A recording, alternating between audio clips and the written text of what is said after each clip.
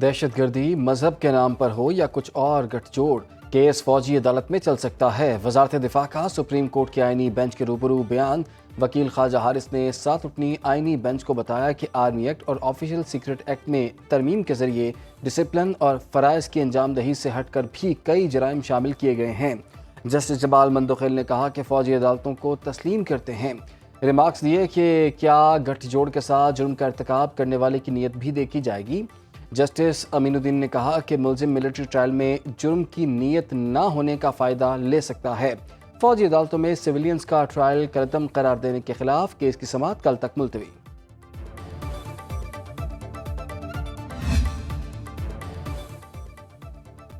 پاک دھرتی کو امن دشمنوں سے پاک کرنے کا مشن۔ سیکیورٹی فورسز کا شمالی وزیرستان کے علاقے سپنوام میں آپریشن۔ فائرنگ کے تبادلے میں 4 خوارج جہنم واصل۔ اسلحہ اور گولہ بارود بھی برآمد۔ ISPR کے مطابق خارجی سیکیورٹی فورسز کے خلاف کارروائیوں اور شہریوں کی ٹارگٹ کلنگ میں ملوث تھے۔ علاقے میں سرچ آپریشن جاری۔ صدر مملکت، وزیر اعظم اور وزیر داخلہ کا کامیاب انٹیلیجنس بیسڈ آپریشن پر سیکیورٹی فورسز کو خراج تحسین۔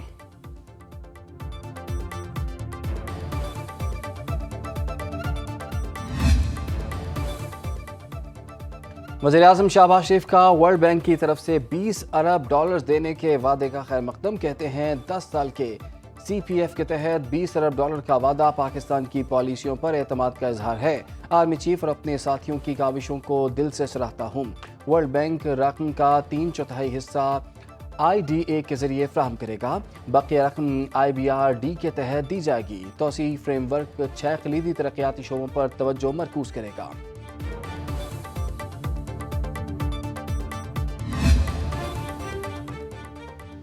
حکومت کا الیکٹرک وہیکلز کے چارجنگ سٹیشنز کے لیے ٹیرف میں 45% کمی کا فیصلہ۔ فی یونٹ کو ₹71.10 سے کم کر کے ₹39.70 کر دیا گیا۔ وفاقی وزیر توانائی اویس لغاری کی نیوز کانفرنس بولے کہ چارجنگ سٹیشنز کو سستی بجلی کی فراہمی سے الیکٹرک گاڑیوں کا رجحان تیز ہوگا۔ بجلی سستی کرنے کے لیے اقدامات جاری ہیں۔ پاور سیکٹر اصلاحات کے ثمرات سامنے آ رہے ہیں۔ ڈسکوز کو سیاسی مداخلت سے پاک کر کے گڈ گورننس کو بہتر بنایا۔ گزشتہ سال کے مقابلے میں جولائی سے نومبر کے دوران گردشی قرضہ کم ہوا۔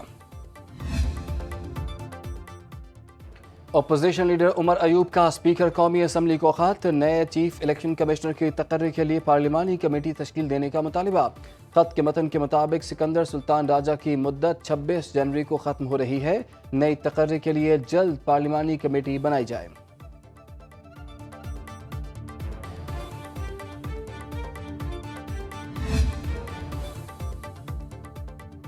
9 مئی جلاؤ گھراؤ کے مقدمات میں ڈاکٹر یاسمین راشد، محمود رشید، اعجاز چودھری پر فرد جرم عائد۔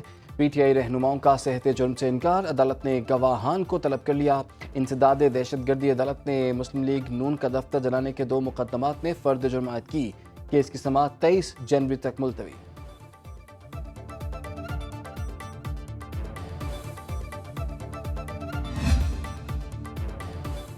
اور پیٹرولیم مصنوعات کی قیمتوں میں ایک بار پھر اضافے کا امکان۔ پیٹرول اور ڈیزل کی قیمت میں ₹3 تک اضافہ متوقع۔ اوگرا نے پیٹرولیم مصنوعات کی قیمتوں میں رد و بدل کی سمری وزارت خزانہ کو بھیج دی۔ عالمی مارکیٹ میں خام تیل کی قیمتیں 4 ماہ کی بلند ترین سطح پر پہنچ گئیں۔ فی بیرل تیل $80 سے بھی مہنگا۔